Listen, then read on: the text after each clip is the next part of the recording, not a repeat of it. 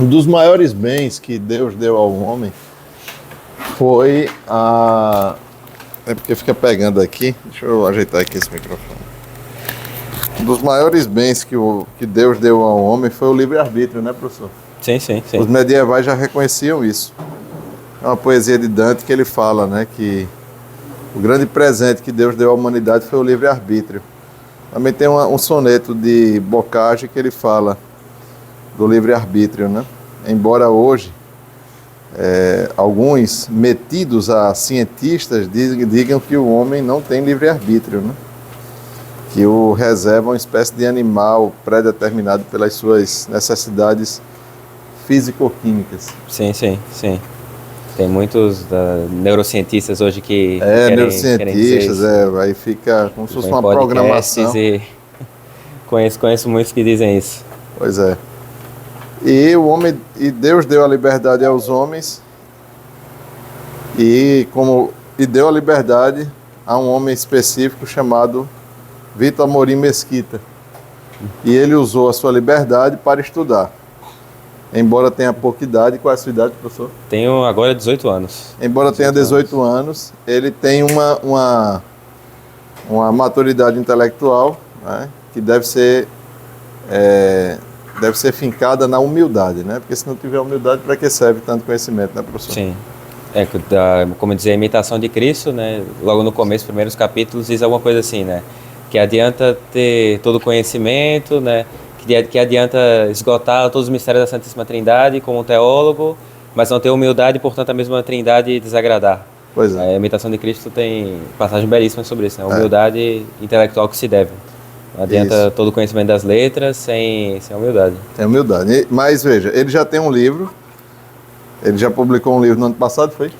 Foi em 2023. Em 2023 ele publicou um livro que falava sobre a analogia. Esse aqui. Esse aqui, olha. A analogia como ferramenta essencial para o desenvolvimento lógico, filosófico do silogismo aristotélico. Isso. O título é quase um livro, né? Ele lançou em 2023, que tecnicamente é um livro exigente, né, do ponto de vista filosófico. Sim. E ele já tem aqui 2 bonecas. O nome disso aqui é boneca, minha gente. Boneca. Isso aqui é boneca. Isso aqui é uma boneca, para vocês brincarem depois, tá certo? Ele tem a boneca aqui de Lições e Metafísicas Tomistas e Outros Opúsculos. Sim. Esse livro aqui ele foi revisado e prefaciado pelo professor William Kalinowski. William Kalinowski deve estar vendo a entrevista também, né? Deve estar nos William Kalinowski, que é um professor. Afonso quer ver aí. Que é um professor lá do sul do país, né? É do sul. Uhum. Professor de filosofia tomista, né? Ele ensina na Faculdade Vicentina. Um professor muito respeitado. Homem de letras, né? Homem de muitas letras, né? Que bom. Muitas letras.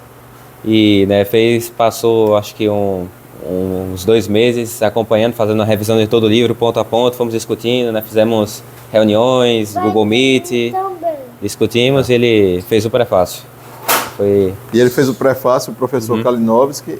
Sim. E o livro que será objeto aqui do nosso estudo? No caso é esse aqui. Esse aqui é outra boneca. Esse é outra boneca, né?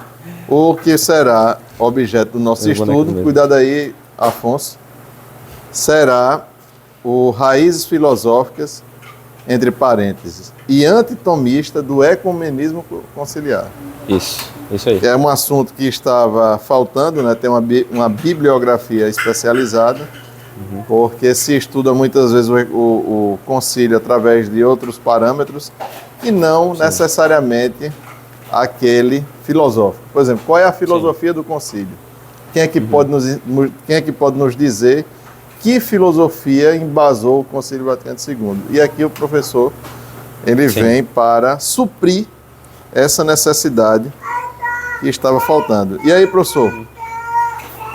Sim. Vamos iniciar pelo começo, né? Sim. Vamos então contextualizar. Então, contextualize e comece aí, fale o que o senhor quiser. Vamos lá. Eu queria primeiro falar, né, antes de tudo, sobre como que esse projeto, né, esse livro foi escrito. Eu tinha um projeto, todo esse livro, já há bastante tempo. Já quem assistiu a outra entrevista, acho que foi em julho mais ou menos, né, aqui no canal, viu que eu já tinha muitas das ideias, verá que eu já tinha muitas das ideias que eu exponho nesse livro já nelas. Pode falar, professor. Então, eu já tinha muito disso, né? Já tinha, o esquema mental desse livro já tinha bastante tempo. Então, de ver essas influências desse ecumenismo, né? Então, em autores, né, já dos precursores da modernidade filosófica, com Duns Scoto, com Guilherme Dior, com o nominalismo, o mestre Eckhart, que aqui cai um papel de destaque, né? E com sua mística e racionalista. Eu, então, já estava há muito tempo querendo escrevê-lo e precisava arrumar tempo. Eu escrevi esse livro, né, essas 113 páginas exatamente que tem, em 25 dias. Comecei no dia 5 de dezembro e terminei no dia 30 de dezembro, né, como está assinado, né. Bom, apesar de ter sido escrito muito rápido, a ideia foi só concretização de muitas ideias, eu só estava realmente buscando arrumar tempo, né. Acho que é basicamente isso. E o objetivo é esse. Existe uma vasta bibliografia, como eu falo no resumo, que trata de investigar a natureza desse ecumenismo, como ele se manifesta no Concílio Vaticano II, né, suas controvérsias, as objeções, os teólogos ali envolvidos mais imediatamente, mas poucos trabalhos, poucas bibliografias que investigam as raízes disso, né, até quando elas remontam, né? Então, de fato, excelentes livros como Prometeu já tratam do ecumenismo. Prometeu, a religião do homem, do padre Álvaro Calderón, né? Referência indispensável para quem quer estudar o Vaticano II. Ou então o Iota Unum, né, do Romano Amério, outro livro indispensável. Mas eles buscam... Os livros daquele autor inglês, como chama? Do autor inglês... o Roberto de Mattei? Não, talvez. Roberto de Mattei não. Aquele... Ele tem 3 livros, tem a trilogia. O Michael Davis, a trilogia do Michael Davis, isso. Ele é mais tratando de liturgia, né? Mais liturgia, né? Mas eles pouco falam nesses livros, apesar de tratarem das objeções, os teólogos mais imediatamente ligados. Poucos falam de, por exemplo, quem foi um Schleiermacher, né? Que foi o primeiro a inaugurar a ideia de que a religião é, antes de tudo, um sentimento do coração e não uma doutrina. Que a religião, né... O professor Orlando cita Schleiermacher. O professor Orlando já cita, né? Né? Então, o mestre Eckhart, né? O professor Orlando também já trata Aliás, dele. eu acho que o professor Orlando foi quem trouxe O professor Orlando também tem muitas contribuições. Nacional, a figura de mestre Eckhart. Sim. É muito difícil você ver um autor citando mestre Eckhart. De fato. Um autor, eu digo nacional, me inspiro muito nele, né? No Orlando Fedeli. Acho que minhas referências principais é o padre Calderón e depois o Orlando Fedeli, professor Orlando Fedeli. Foram bibliografias indispensáveis para escrever isso. Mas a tese principal mesmo do livro é a seguinte, é que esse ecumenismo novo, né, o ecumenismo como problema principal, mas as mudanças em geral trazidas pelo Concílio Vaticano II possuem sua origem numa nova concepção de Deus, remontam a uma nova concepção de Deus. E esta concepção de Deus, então, como eu vi no livro, né, que o senhor escreveu, como existe, o senhor faz, então, uma teoria do conhecimento tomista e, consequentemente, uma concepção de Deus baseado nas apreensões de São Tomás de Aquino. E também o senhor faz uma teoria do conhecimento, digamos, moderna. Sim. E, por consequência, também uma definição de Deus moderna. Dos modernos, sim. E eu gostaria que o senhor fizesse esse comparativo. E então, se este Deus moderno, a gente não está falando exatamente deste Deus escolástico, é um bom ponto para começar, né? O insight para isso principalmente veio depois da declaração de Francisco, né? Francisco, ele declara, né? Essa declaração é muito conhecida, né? Eu até coloco, né, uma nota de rodapé dos sites do Vaticano dizendo, mas até digo, né? Nem precisava colocar porque todo mundo sabe dessa declaração. Todas as religiões são como línguas diferentes para chegar até Deus. Ora, quando Francisco diz isso, né? O Papa Francisco diz isso, ele está com a mesma concepção de Deus que nós católicos de formação tradicional temos? Ora, o Deus que nós cremos, professamos e adoramos, ele está para as diversas religiões como a ideia do intelecto para as diversas línguas, porque até, eu diria até que é proveitoso essa comparação, porque deixa muito explícito o que é o fundamento desse ecumenismo. Porque o que são as diversas línguas? Elas são sistemas, códigos, sinais diferentes para expressar a mesma ideia do intelecto. Então a gente tem nossa ideia do intelecto de um elefante, né, ou então de cão, né, o cachorro, né, vemos o cachorro aqui andando, pensamos, bom, aí temos essa ideia do intelecto, cão, como é que vamos expressá-lo para os outros? Podemos usar a palavra em português, né, cão, é o nome que se usa em português, ou então em inglês, dog.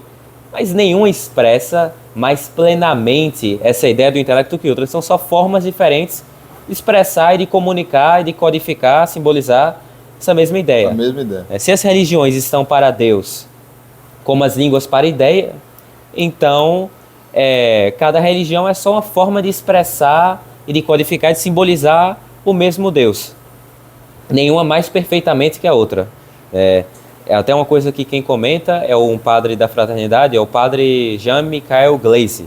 Ele é conhecido como o padre Calderon Diacone, né? Chamam ele assim, que é um padre muito douto, que ensina em Econe. Ele tem algumas divergências com o padre Calderon, no magistério em questões mais acidentais, né? Disputam em questões mais acidentais, mas fazem parte da mesma congregação, né? Fraternidade de São Pio X. E ele escreveu que como isso é oportuno, porque no concílio se pretendeu fazer um ecumenismo mitigado. Então, o que é que se dizia no concílio? Que todas as religiões são expressões de Deus, mas que a religião católica é a expressão mais plena. No catolicismo está a plenitude da verdade e que nas outras igrejas, né, nas outras comunidades separadas, estariam elementos da verdadeira igreja. Estaria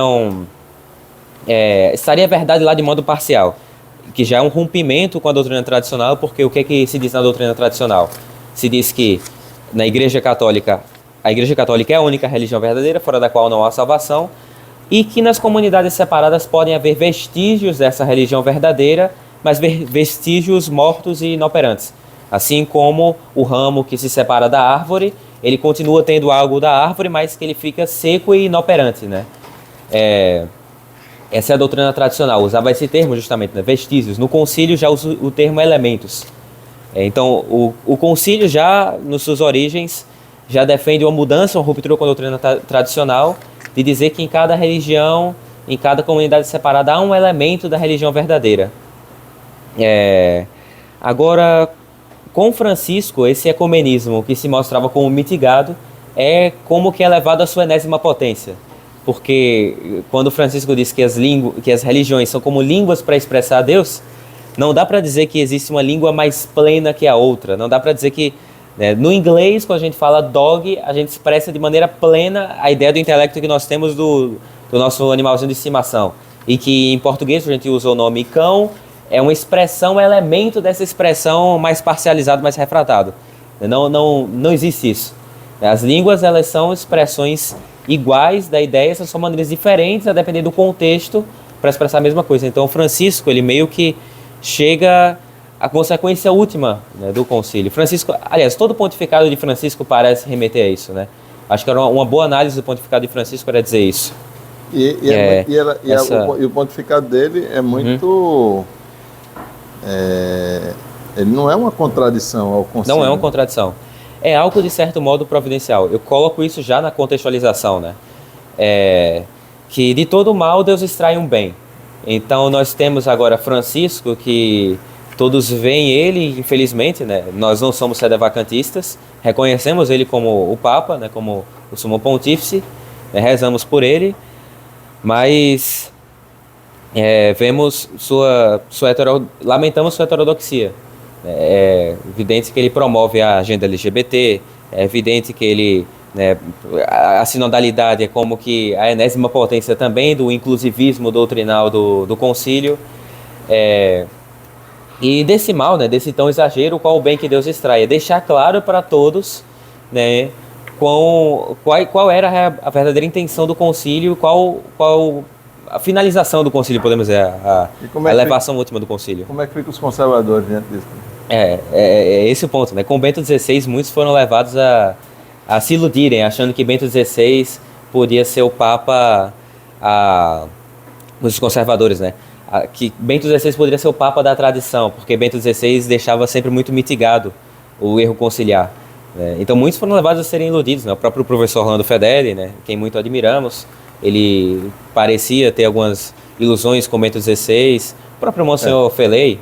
O professor, assim, por que o professor Orlando ele esperava no Bento XVI? Ele dizia que o Papa Bento XVI, né, passava por um processo de conversão. Sim. E que o Papa Bento XVI, através de alguns atos e através de algumas falas dele, ele estava já fazendo uma condenação do concílio. Sim, sim. Então, por exemplo, ele condenou, por exemplo, na universidade, lá naquela fala dele no parlamento alemão, ele condenou Duns Scotus, que é uma das raízes filosóficas do ecumenismo. Né? Sim. Então, qual é a interpretação dele? Se ele condena Duns Scotus, ainda que numa fala no parlamento, que seria ali, né, a expressão máxima da laicidade europeia. Então, se ele vai lá e ele condena Duns Scotus, então ele condenou a raiz filosófica que tem no concílio. Do concílio. Então ele estava esperando o quê? Ele estava esperando aquele... Uma continuidade, sim. Ele estava esperando aquele retorno previsto por São João Bosco naquele sonho dele, que o Papa ia retornar, ia colocar as colunas da Eucaristia e da missa. Sim. Só que aí o Papa renunciou e veio toda essa situação. E aí todo o Até problema. Porque vai ter que ter um Papa que tem que ajeitar isso. Sim, né? É isso, professor? Eu diria... É uma boa análise, né? Então, assim, a análise do professor estava muito nesse sentido. Não, não no sentido de que ele fosse um Papa que fosse, né, dentro dos parâmetros conciliares, ajeitar a crise. A esperança é que ele rompesse com os parâmetros conciliares. Sim, sim. Mas assim, acabou que não rompeu e renunciou, né? Sim. Com Bento XVI, de certo modo, muitos tradicionalistas se iludiram, né, de todo modo, e às vezes isso resultava em certas divisões ali nos meios tradicionais, né. Se diz que uma das intenções de Bento XVI era permitir a missa tridentina e separar, para que aqueles que estavam acostumados com esse rito, e separá-los de Monsenhor Lefebvre. Né. Se dizia que essas eram as intenções de Bento XVI. Né? E com Francisco já não dá para cair nessa ilusão, porque Francisco deixa muito explícito a heterodoxia, que já tinha sua fase germinal iniciada no concílio, né? Então é nisso que eu quero falar, que de todo modo Deus extrai um bem, né? Com Francisco, apesar de todos os escândalos do seu pontificado, ele ao menos pode servir como a própria providência divina para mostrar quão grave foi o concílio e gerar, de certo modo, uma certa união na tradição, né? Todos façam que todos perceberem, e muitos até que ainda estavam iludidos, irem para a tradição, irem para o verdadeiro combate, né? Coisa que talvez Bento XVI tenha refratado um pouco. Eu diria isso, né, do pontificado de Francisco. Bom, Deus tirou um bem, né? Que ele possa se converter, né? Porque a dizer que, além de algo heterodoxo doutrinalmente falando, né, dizer que todas as religiões são como línguas para alcançar a Deus, é algo análogo até a apostasia, né?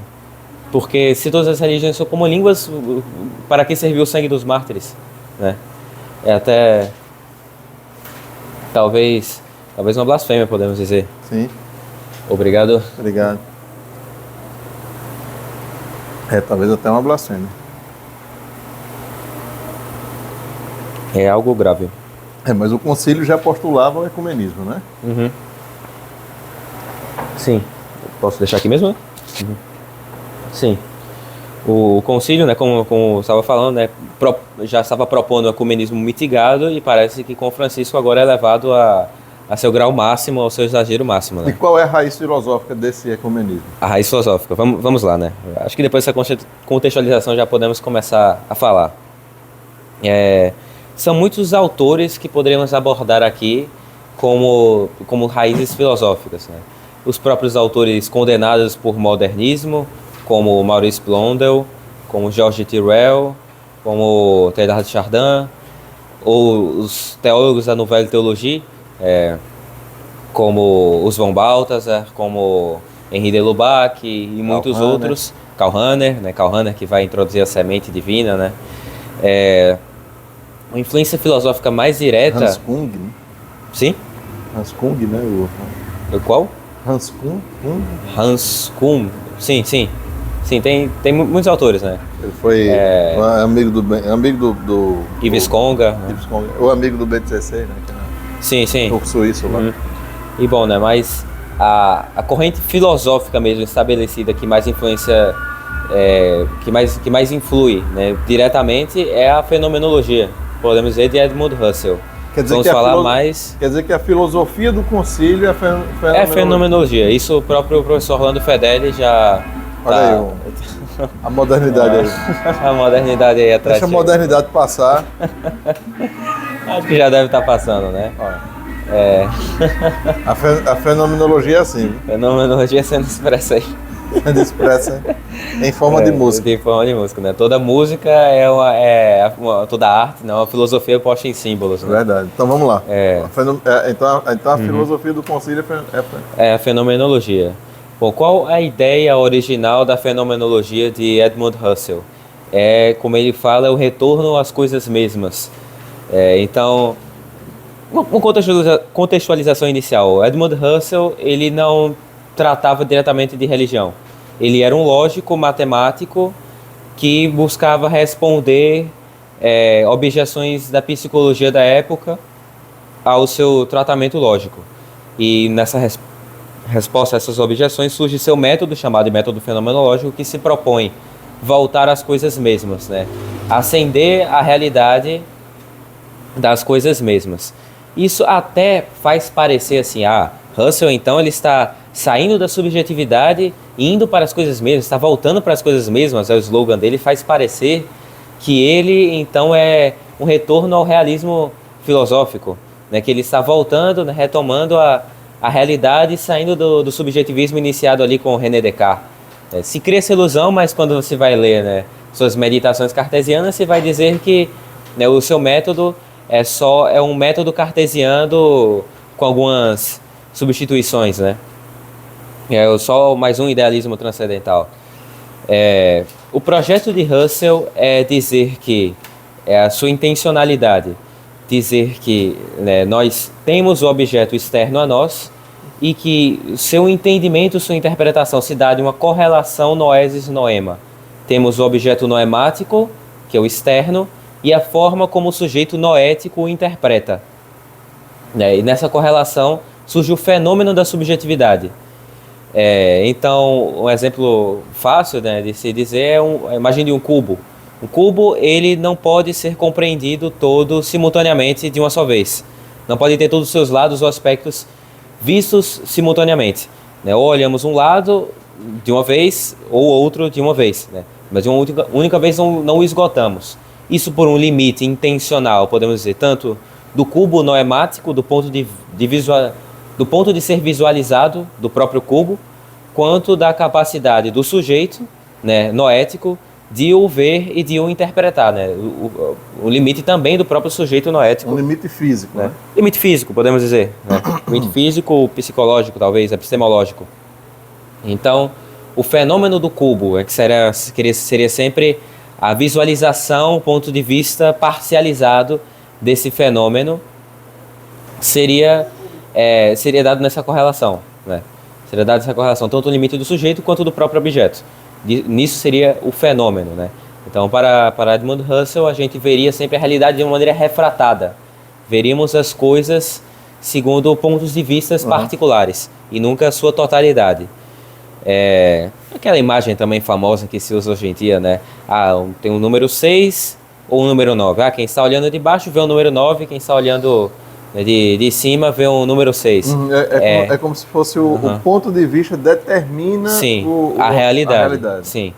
E qual vai ser a solução de Edmund Husserl para esse problema? Vai ser com sua chamada redução fenomenológico transcendental ou epoqué, que vai se dizer o seguinte: bom, todos nós, seres humanos, temos nossos pontos de vista e enxergamos a realidade de uma maneira segundo um certo limite intencional da nossa subjetividade, né? Limite esse, como já dissemos, né, dado tanto pelo limite intencional do objeto percebido quanto do sujeito perceptor. Como é que vamos achar o ponto de vista universal de todas as coisas? Como é que vamos achar o ponto de vista universal do cubo que nos dará a apreensão universal e simultânea de todos os lados ou aspectos do cubo? Seria pela redução do que há de particular e próprio no nosso ponto de vista particular, que nos daria o acesso, né, a ascensão ao ponto de vista universal e mínimo entre todos os homens.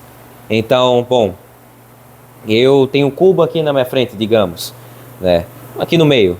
Aí eu, né, enxergo, né, essa parte aqui. Seu Antônio vai enxergar o outro lado. Como é que eu e Seu Antônio vamos ascender ao ponto de vista universal desse cubo, né? Eu vou dizer, bom, aqui eu estou enxergando alguns aspectos particulares, né? O senhor Antônio está enxergando outros aspectos particulares. Como é que vamos achar o ponto de vista universal que transcende nossas perspectivas particulares e subjetivas? É reduzindo, negando tudo que há de particular nos nossos pontos de vista, nos nossos pontos de visualização, tendo empatia pela percepção do outro, querendo ver segundo o lado do outro, enxergando assim esse cubo universal e mínimo, né, que é mínimo, unidade mínima do cubo de todas as nossas subjetividades. Através do diálogo, né? Através do diálogo, intersubjetivo, empatia, né, como diria Edith Stein, né? Ela usava muito esse termo empatia, né? O ver segundo a posição do outro. Né? Edith Stein usava muito esse termo, né? Muito empatia é um termo principal. Então, eu já vi então que a pandemia teve um pouco de fenomenologia, porque se usou a palavra empatia não foi brincadeira. Sim. Uhum. Ela usava a empatia como método, né? A empatia para Edith Stein seria como se fosse o método mesmo, o método epistemológico. Houve a clássica falta de empatia, né? A falta de empatia porque você não está deixando olhar o ponto de vista do coleguinha, está sendo muito mente fechada, só está olhando o seu lado, o seu aspecto, seu ponto de vista e não está aceitando dialogar para... Acaba você sendo um limite, assim, você é limitado. Né? Limitado, mente fechada, né? O que é que acontece quando se aplica a fenomenologia no raciocínio... No aspecto religioso? Você vai dizer que todas as religiões são pontos de vista particulares da mesma divindade, elas enxergam a mesma divindade inefável e suprema segundo aspectos intencionais particulares e limitados e refratados. E como que faremos para encontrar a divindade e nos aproximarmos da divindade em sua integralidade? Seria quando nós aceitássemos fazer uma rejeição inclusiva, uma negação inclusiva daquilo que há de particular em nossa religião, em nosso credo religioso, e achar aquele credo comum entre todos os credos, o mínimo denominador comum entre todas as religiões, como vai dizer o noísmo, né? O noísmo esse é o objetivo do noísmo, nas 7 leis de Noé, né? Achar o mínimo denominador comum entre todas as religiões, ou então a unidade transcendental das religiões, que propõem os perennialistas, né? Então o René Guénon, o Churron e esses outros, né? Tudo isso tem um fundo fenomenológico, né? Um fundo de dizer que para encontrarmos, né, a verdade absoluta, temos que negar o que há de particular em nossas crenças, encontrar a crença comum que é comum, os pontos mínimos, né, de concordância entre todos os homens, né? Mas isso acabou com a religião, né? Isso acaba com a religião. Assim, é um dos aspectos que muitas vezes as pessoas não fazem, não alcançam, assim, não é que alcance, mas assim, às vezes a pessoa faz, poxa, por que esse debate filosófico se eu não vejo um exemplo prático? Sim. Então qual seria, né, qual seria a consequência prática desta crença? Sim. Uma coisa que eu queria comentar é que o relativismo moderno, ele tem uma distinção com o relativismo sofístico antigo. Então, um sofista antigo, como Protágoras, Abdera, ele diria o quê? Ele diria que não existe verdade absoluta. Não existe verdade absoluta. Existem só nossas percepções, nossas opiniões. Mas verdade não existe. Isso é algo muito absurdo e que, com o avançar da filosofia, se percebe quão absurdo é isso, porque se diz, né, que não há verdade absoluta, essa afirmação teria para ser sustentada que ser assumida como verdade. Então isso é contraditório por si. Isso não é mais aceito hoje em dia, né? Apesar da modernidade ser das loucuras modernas, isso nenhum moderno vai dizer isso hoje em dia. O que é que eles vão dizer? É que existe, vão assumir que existe essa verdade absoluta, mas vão dizer que ela é inefável, que ela não pode ser encontrada e que ninguém tem o monopólio dela. Vão dizer, existe sim essa verdade absoluta, existe sim essa religião verdadeira, mas qual é ela? Não podemos saber, não podemos conhecer. Já o irracionalismo, né? O fideísmo, não podemos saber qual é essa verdade, não podemos saber. Como é que temos nossas religiões, nossas crenças, nossas opiniões, nossas verdades, né? A gente está falando aqui de religião porque é nosso tema aqui específico, né? Estamos falando do ecumenismo, do Concílio Vaticano II, mas não se aplica só nesse contexto, né? Se aplica em muitos outros, né? Na ciência, na própria ciência moderna, ela tem algo de fenomenológico, né? Mas, bom, indo para o campo religioso, é basicamente isso. Existe a verdade absoluta, mas ela não pode ser acessada. Como é que vamos nos aproximar dela? Vendo pelo diálogo, né? Dialogando entre nossos pontos comuns, entre o que temos de parecido em nossas crenças, indo para o consenso universal entre todos nós, né? Então, se perguntar para uma pessoa média hoje em dia, né, para um brasileiro médio hoje em dia, então você está assumindo que não existe uma religião verdadeira? O que ele diria? Ele diria, não, existe alguma religião verdadeira, mas não podemos saber qual é. Se não podemos saber qual é, então devemos respeitar o outro. Devemos promover a liberdade religiosa, devemos promover o ecumenismo, o diálogo, porque todas podem ir acrescentando umas às outras naquele diálogo intersubjetivo. O diálogo intersubjetivo no contexto religioso passa a se chamar diálogo interreligioso, né? E nisso, cada um acrescentando umas às outras e se aproximando cada vez mais dessa divindade inefável, dessa verdade absoluta, essa religião universal, né? Podemos dizer que esse é o método do concílio, de certo modo. Esse seria o método do concílio.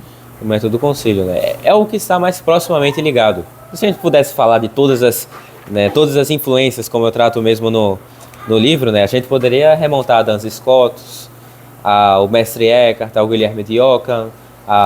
O senhor coloca aqui no livro os ancestrais da modernidade, né? Os três ancestrais da modernidade. E, inclusive, chega a fazer aqui, dizendo que o grave problema de Duns Scott seria a questão do univocismo. Univocismo e voluntarismo, sim. Univocismo e voluntarismo. Me parece que está tendo algum movimento até de... Eu vi alguns, por causa desse interesse com o tomismo, com a filosofia, eu cheguei a ver, acho que tem até defensor de Duns Scott agora na internet. Sim.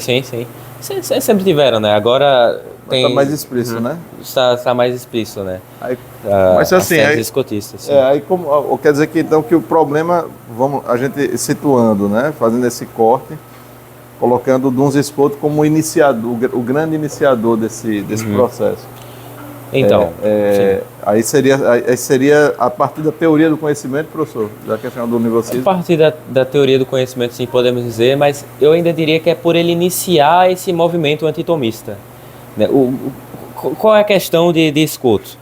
É que naquele contexto ali, estamos ali no século XIII, século XIV, São Tomás, ele vai falecer ali no final do século XIII, né, 1270, né, esse período.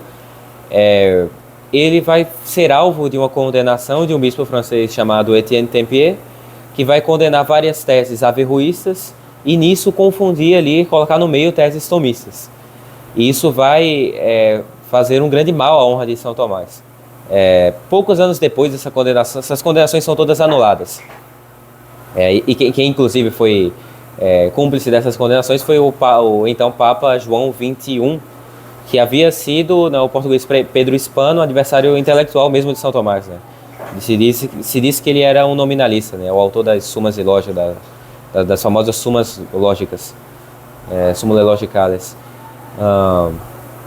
Então, poucos anos depois, essas condenações vão ser anuladas e São Tomás vai voltar a ter seus direitos, mas acontece que ele é como que condenado e difamado em uma capa de jornal, e quando dão o direito de resposta a ele, dão em letrinha ali de bula de remédio, né? Então imagina acontecer isso, né? Sair numa capa de jornal, uma calúnia, uma difamação contra outra pessoa, e quando vão se retratar, bota ali naquela notinha de rodapé pequenininha que ninguém lê. Ou seja, já vai fazer um grande estrago isso. Uhum. E por causa dessas condenações, né? Quem vai falar isso vai ser o historiador dominicano Guilherme Fraile. Isso vai ter grande empenho para a construção da modernidade, porque isso dá origem ao movimento antitomista, e a modernidade tem essa raiz antitomista. E quem vai ser o principal fundador, artífice, né, desse movimento antitomista? Vai ser o Duns Scotus.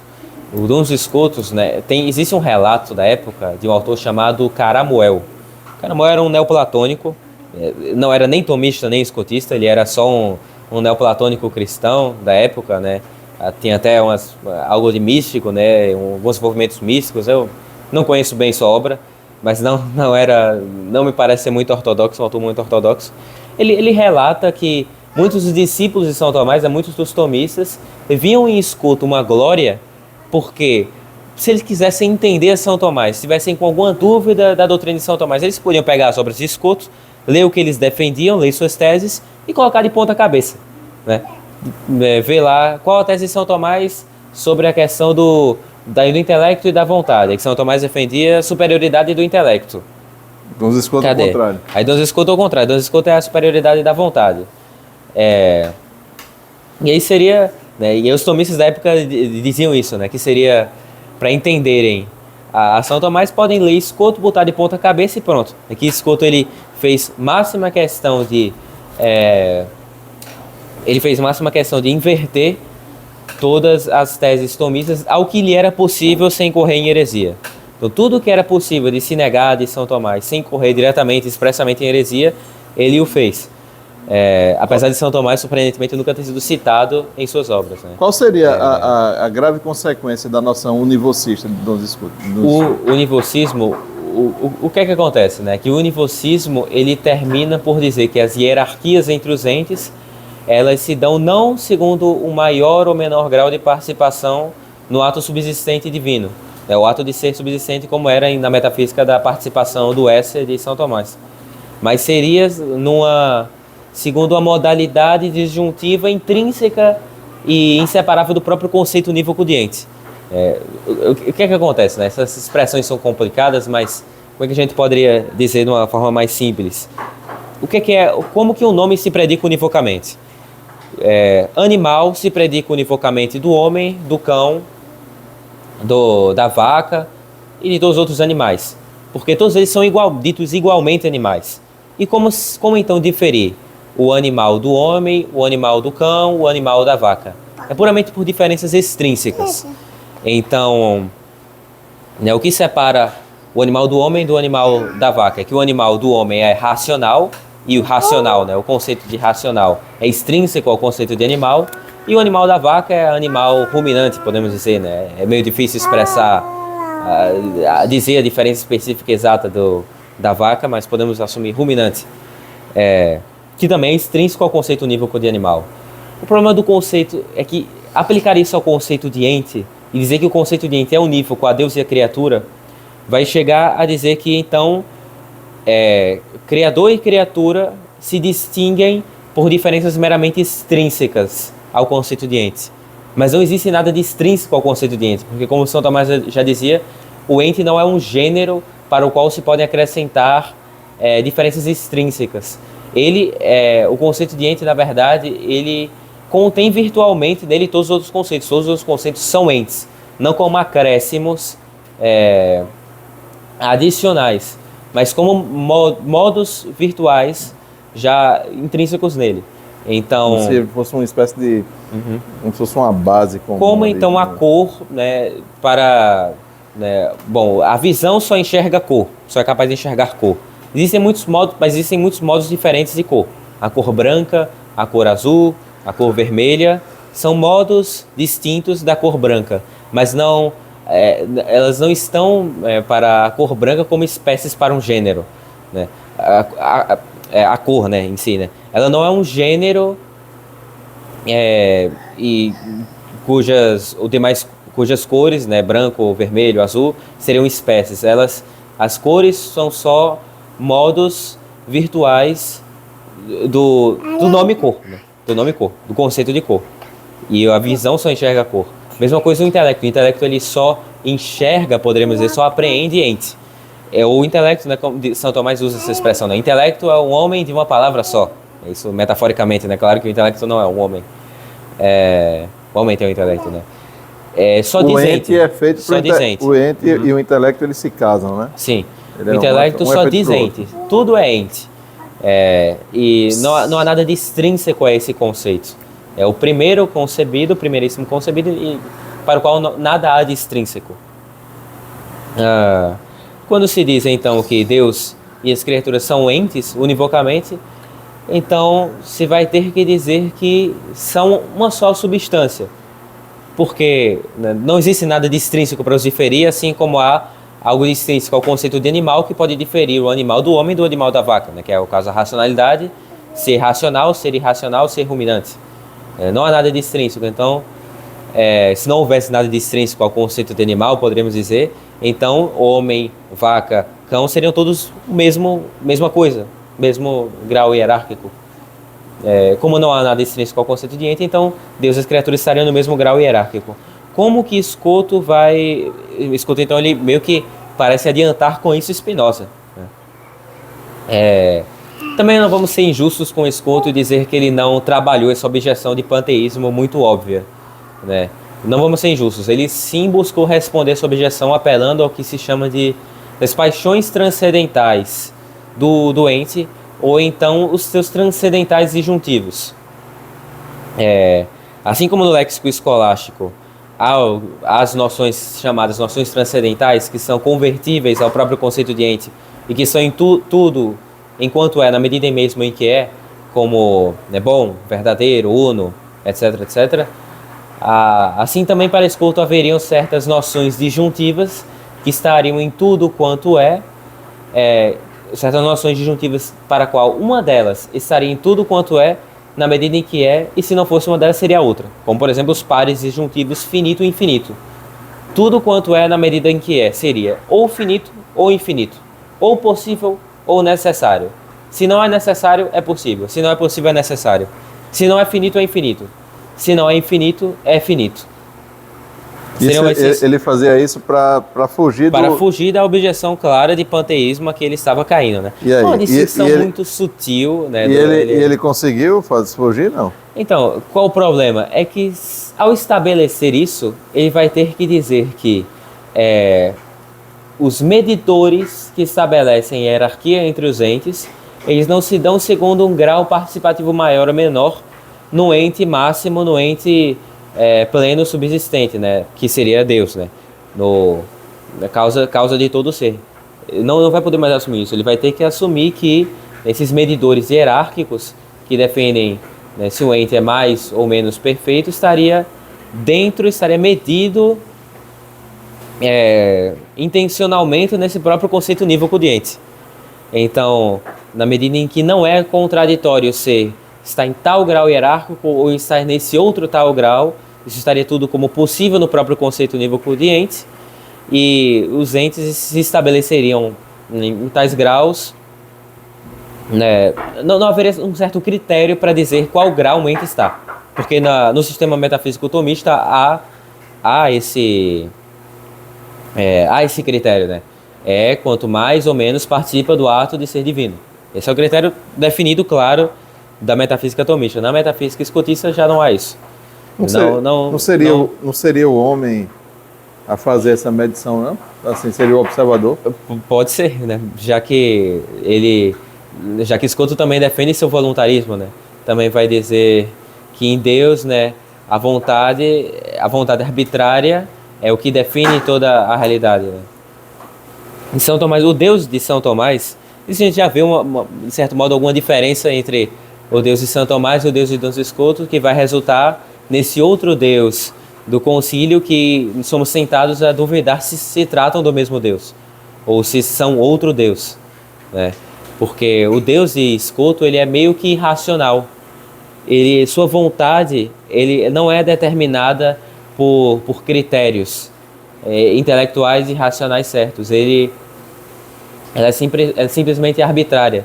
Então, para escuto, Deus criou esse mundo, mas poderia ter criado um outro completamente diferente, de estrutura metafísica totalmente diferente, totalmente oposto a ele, totalmente semelhante a ele. Ele chega a afirmar pela isso? sua vontade, escuto chega a afirmar isso, né? Isso quem coloca isso, né? Quem comenta isso é o Etienne Gilson, a sua filosofia medieval. Eu trago citações, deixo isso bem fundamentado no meu livro, né? Citações que comprovam, citações das próprias obras de escuto, né? Seu Opus Oxoniense, seu citação de comentadores, né? Deixo bem claro como funciona esse seu voluntarismo, né? Então esse seu voluntarismo louco, né, irracional, gente? né? Então é uma coisa de louco isso aí. Ele dizer que pode criar um mundo completamente diferente, sim. metafisicamente diferente. Isso vai abrir brechas para Guilherme de Ockham dizer que... Aí é coisa de louco. A onipotência exagerada de Guilherme de Ockham. Guilherme de Ockham é sucessor imediato de Escuto, né? Conhecendo-se pessoalmente. Foi aluno mesmo de Escuto. Guilherme de Ockham vai dizer que Nosso Senhor poderia ter se encarnado num cabrito. Que não necessariamente Nosso Senhor poderia se encarnar no homem. Ele chega a afirmar isso. Ele chega a afirmar isso, né? Então a onipotência divina... O pessoal da Idade Média tinha cada ideia, né? O pessoal pensa que a Idade Média é uma coisa unívoca, né? Não. Mas o pessoal tinha cada ideia que... Sim. O que acontece? Fazer os roqueiros ficaram até com inveja, né? Para São Tomás, a onipotência, a não contradição é um limite de razão à onipotência divina. Então a onipotência divina não pode, em São Tomás, de forma alguma, criar uma bola quadrada, porque é não contraditória, é impossível por si mesmo e não por um limite de Deus.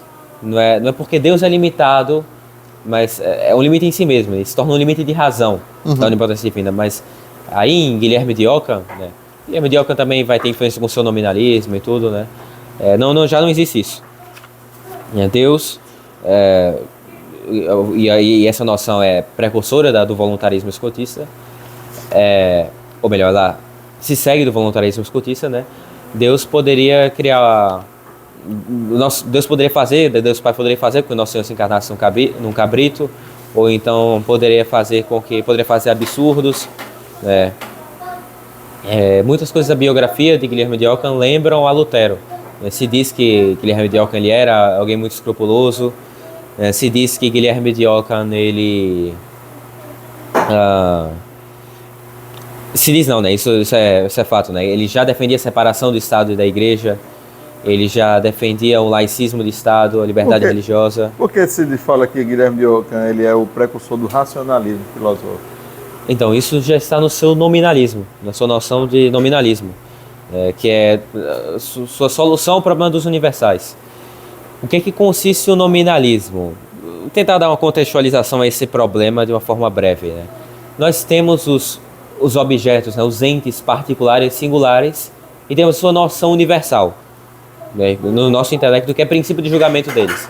Então vamos fazer o seguinte, vamos supor, nós desenhamos vários triângulos num quadro. Um triângulo grande, outro triângulo pequeno, um desenhado com tinta azul, outro desenhado com tinta vermelha, um triângulo escaleno, outro isósceles, um deixa um pouco apagado, um deixa bem riscado, né?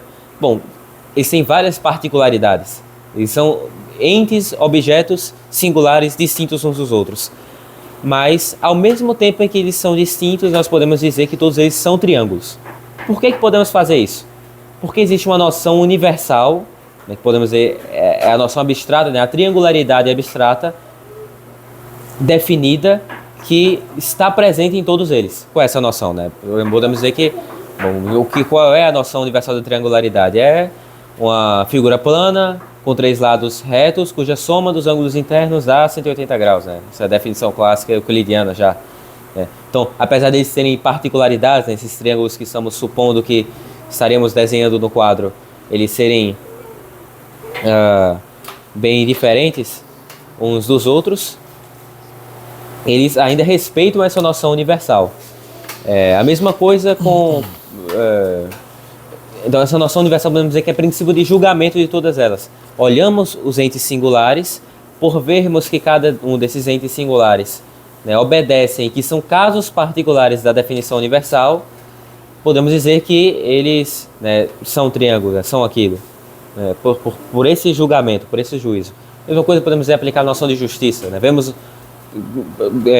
ações justas particulares. Como é que podemos dizer que diversas ações diferentes, justas, particulares, elas são mesmo justas? Porque existe uma noção universal de justiça e podemos ver que ela está presente em cada uma das ações justas. Quando se nega as noções universais abstratas, ou se diz então que elas são meros nomes convencionais, e se diz que a realidade são só os entes singulares, então não há mais um critério para dizer, né, se os entes singulares são ou não são casos particulares de uma noção. Então tem triângulos no quadro desenhados, eles são ou não triângulos? Né, seria para o realismo, né, clássico, porque para o realismo clássico haveria a noção universal, que poderíamos dizer que, né, que eles obedecem a essa regra universal.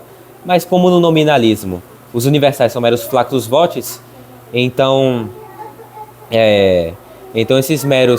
esses objetos, né, são ou não são triângulos, a depender da convenção.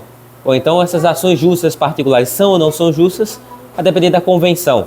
Já que esse critério universal, a justiça, né, abstrata, ela não é uma coisa definida, é só uma convenção, um nome convencional, então o juízo, né, justamente, de se ações particulares são ou não são justas, é dado também pela convenção. Então uma coisa pode ser justa hoje e injusta amanhã. Uma coisa pode ser pecado hoje e virtude amanhã. Quando fala flatus votis ou a mera convenção, então você joga tudo isso, né? Por exemplo, a questão da justiça, da uma justiça concreta, apenas por uma questão de discurso. Eu tenho um discurso, um discurso que convence determinada plateia ou determinado grupo naquela determinada época. É o retorno à sofística. Aí esse meu discurso ele vai valer. Mas aí esse discurso que foi ótimo, que foi excelente, etc, amanhã pode ser negado vale por mais. Outro discurso. Sim. Justamente essa ideia do nome. E aí aquele que negou não precisa necessariamente ser verdadeiro. Sim.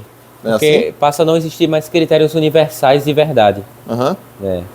O critério... não precisa ser verdadeiro, precisa apenas convencer. Mas pronto, temos uma banana aí, vamos usar o exemplo da banana. Olha aqui o exemplo da banana. Temos uma banana particular aqui. Essa banana parece estar madura, né? Apetecível. Apetecível, né? Para Afonso.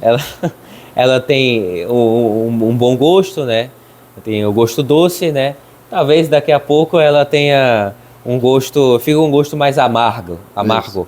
Talvez daqui a pouco, né, se deixar ela aí em cima muito tempo, vai estragar, vai ficar amarga, não vai ser mais comestível, né? Hoje ela é amarela, talvez daqui a pouco apodreça e fique com outra cor mais escura. Ou antes de ser apetecível, né?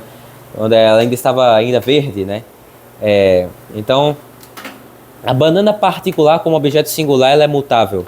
Ela muda e ela é múltipla, né? Então, temos essa banana agora que Afonso agora está degustando. Mas existem outras bananas, né?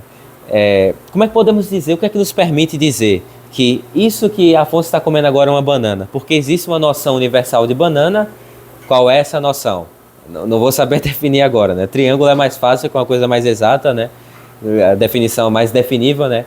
Qual seria essa definição? Noção universal de banana é mais difícil, mas existe uma noção universal, às vezes meio intuitiva, que olhamos objetos particulares e singulares e dizemos: bom, isso aqui respeita essa noção de universal, é um caso particular dessa noção universal que eu tenho de banana, portanto é uma banana. Isso aqui não respeita, isso aqui é uma maçã, porque não respeita essa noção universal. Se perde a noção universal que se tem das coisas, dos objetos, então isso que Afonso está comendo agora será ou não será uma banana, a depender da convenção, do discurso, né? Então, né, uma pessoa que nasceu homem, vai ser homem ou não, a depender do discurso, da convenção. Do que ele se sente, né? Eu me sinto uma mulher hoje. Ou, né, hoje já se fala o Therian, né? Eu não sei ainda que nível isso é uma brincadeira da internet ou se isso já é algo sério, né? Ou as pessoas já chegaram a essa loucura. Pessoas que dizem que se sentem animais, se sentem que há um lobo no interior delas, ou se sentem que há um tigre no interior delas, então não é nem homem nem mulher mais. É um tigre que elas se sentem. Por quê? Mas a realidade está aí. Existe uma noção universal de sexo masculino. Podemos olhar você é um ente singular que respeita essa noção universal de sexo masculino. Você é um homem, né, do sexo masculino. Mas eu não quero saber essa definição convencional. E eu não me sinto fazendo parte dela. Eu me sinto fazendo parte de tigre. Me sinto fazendo parte da definição convencional de mulher. Mas, meu amigo, você não respeita, você não é um caso particular da noção universal de mulher. A noção universal de mulher tem cromossomos XX e você não tem esses cromossomos. Ele vai dizer, não existe essa noção universal, isso é algo arcaico, isso é algo do realismo antigo. Hoje é uma mera convenção. Homem e mulher é convenção sociológica. Então eu me sinto uma mulher. Isso é nominalismo puro. Na faculdade de Direito, né, eu tinha um professor que era muito influenciado pela fenomenologia. Sim. E ele dizia o seguinte. Mais uma banana de Afonso. Ele dizia o seguinte. Ele dizia que o fato, Sim. tudo isso para a gente da área jurídica é muito importante, né? Sim. Que eu estou falando aí. Mas ele dizia o seguinte: o fato só existe se ele for narrado. Olha só. Por quê? Porque para ele, a realidade extrínseca, ela é uma mera narração. Olha. Se não tem narração, não existe realidade extrínseca. Isso aí já chega entendeu? na Então, loucura, assim, né? Então, assim, e ele dizia isso assim, de forma radical. Ele dizia, se o fato existiu e o fato não tem o narrador, o observador que narra o fato, aquele fato ali não existiu. Tanto é que um dos livros, né, que mais o embasou chama-se Ética e Retórica. Porque se tudo é baseado, e a retórica aqui não é a retórica aristotélica, é a retórica em outro sentido, que ele vai trazer de Gadamer. A dialética também é um termo que muda muito de noção, né? Isso, então ele vai dizer o seguinte, então se tudo é retórica, se tudo é fato narrado, convencimento, então a gente tem que encontrar uma ética para ser possível dar convência humana. Olha só, né? Olha só. Pois é, né? Se tudo é uma convenção, né? Isso lembra um pouco até o Berkeley, né? Isso, a gente tem que encontrar uma ética, porque senão a gente vai ir para o caos, né? Sim. Berkeley, ele tinha essa noção também, e essa noção também de divindade em George Berkeley, né? O que Berkeley dizia? Já é o cúmulo da loucura ali, né? Que ser é ser percebido, né? Esse est percepi, né? O ser é a percepção. Então ele vai dizer o quê? Que quando aqui nessa casa todos vão dormir, né? Todos vão para os seus quartos, e não tem mais ninguém aqui nessa sala, esse sofá deixa de existir. Porque não está ninguém vendo, o sofá só existe enquanto está sendo percebido. Né? É isso que Berkeley vai dizer. Né? Que nada existe enquanto não está sendo percebido. Né? Que se algo acontece lá no fundo do mar e não tem nenhuma subjetividade pessoal vendo e testemunhando, aquilo não existe. Isso chega à loucura, né? Isso. E a solução dele vai ser dizer o seguinte, que bom, existem algumas coisas que não estão sendo percebidas a todo momento pelos homens. Então haveria uma subjetividade universal e transcendental que viria todas as coisas ao mesmo tempo. Esse seria o Deus de Berkeley. Então esse sofá só continuaria existindo, mesmo enquanto ninguém está vendo, mesmo enquanto todo mundo vai para os seus quartos dormir e não há nenhuma pessoa humana mais para vê-lo, nem para testemunhá-lo, ele só continuaria existindo porque haveria Deus para Berkeley. E esse Deus, né, seria essa subjetividade, né? Não seria uma concepção muito diferente do Deus tomista, né? Não seria a causa de todo ser transcendental, não. Seria a subjetividade universal, né, que estaria no interior a todo homem, que veria tudo ao mesmo tempo em todos os seus aspectos, né? Então, esse nível de loucura, né? Dizer que ser a coisa só existe enquanto está sendo narrada é uma consequência disso, né? Desse nominalismo, desse racionalismo, dessa fenomenologia. Bom, né? Essa questão da convenção também tem disso, né? Aí, professor, veja, isso então se manifestou no concílio? Toda essa filosofia se manifestou nos documentos conciliares, como é isso? Então, porque, temos, assim, é uma coisa escandalosa isso aí. e se manifestar no concílio, me parece algo, uma pessoa de sã consciência que percebe, né, que essas realidades estão nos documentos ensinados pela igreja, né? Onde é que Sim. A gente está num barco sem saída, no beco sem saída, né, professor? Vamos lá, tem muitos dos precursores, né? No meu livro eu abordo muitos dos precursores, né? Então, a filosofia que mais claramente está no concílio é a fenomenologia, como estamos tratando. Porque João Paulo II era um fenomenólogo, né? Ele enquanto era, antes de virar papa, ele era um estudioso da fenomenologia que se dedicava a escrever livros em defesa da fenomenologia, né? Era enquanto o Karol Wojtyla, né? E ele foi um dos escritores do concílio? Ele foi o papa, né? Ele foi o papa que deu continuidade ao concílio, né? João Paulo II. Ele foi um dos que escreveram a Gaudium et Spes, hein? A Gaudium et Spes é de Paulo VI, né? Gaudium et Spes Paulo VI. Mas ele não foi um dos que estava lá escrevendo no grupo, seja lá o quê? Até onde me consta não, mas, né, os elementos são continuados por, né, então a fraternidade universal que ali se fala, a semente divina no interior de todo homem, né? Eu quero voltar mais vezes a esse ponto da Gaudium et Spes, né? Que é um ponto muito fundamental para essa interpretação, né, da fraternidade universal, né? Muitos desses pontos são Gaudium et Spes número 3, né? São retomados por ele na Redemptor Hominis, por exemplo, quando ele vai dizer que, isso tudo eu cito aí, né? Quando ele vai dizer que todo homem tem a vocação, é chamado por Deus, né, desde que é santo, desde que é concebido no seio de sua mãe, né? Então, já não é fiel no momento em que é batizado, não, é desde que é concebido dentro do seio de sua mãe. E todo aquele que faz o bem é de boa vontade, faz parte do time de Cristo. Ele vai dizer algumas coisas assim, né? Não é... Bom, é a extensão da salvação a todos os homens, né? Já que todos os homens seriam essa semente divina, né? A Redemptor Hominis é um documento muito, muito escandaloso também, né? Eu trato muito desse documento aí, também no meu livro, né? Então, fenomenologia é o que mais se expressa, né? Então, Edith Stein, ela escreveu páginas e era aluna de Edmund Husserl. Ela antes era ateia, né? Ela se converteu depois, mas continuou tendo. Quando ela era aluna de Edmund Husserl, secretária de Edmund Husserl, ela era ateia, se converteu, né? Porque conta seus biógrafos, né, que ela pegou por acaso um livro em uma biblioteca que falava do Carmelo, né, de Santa Teresa, né? Santa Teresa, né? E aí se converteu à fé católica, mas continuou com suas influências fenomenológicas. E ela é canonizada por João Paulo II. João Paulo II gostava muito dela, né? Hã? Acho que gostava muito dela. Gostavam muito dela, né?